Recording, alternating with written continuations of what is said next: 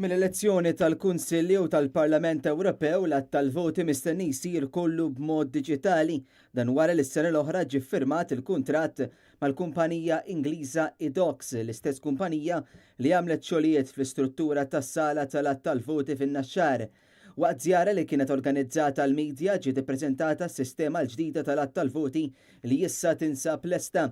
Il-proċess ta' kif jaslu l-kaxxi baqa l-istess, imbagħad kif jinfetħu l-kaxxi quddiem il-perspex ipoġġu l-voti wiċċhom l-isfel fit-trej apposta.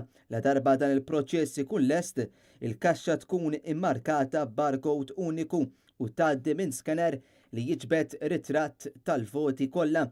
Il-Kummissjoni Elettorali ħabbret li l-karta tal-vot se tinbidel ukoll biex issa kull kandidat se jkollu ritratt tiegħu ħdejn ismu. Il-kaxxi tal-voti se jiġu mibdula kollha għal kaxxi tal-plastik. Dawn il-kaxxi se jkunu jissakru u jiġu siġillati mill-Kummissjoni u l-partiti bl-istess mod li kien isir fuq il-kaxxi l-antiki.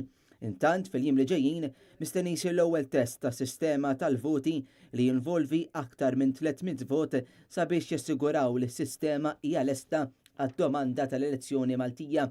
Fl-ewwel ta' Diċembru intant se jkun hemm mock test ieħor li għandu jgħin fit-tfassil tal-att tal-voti.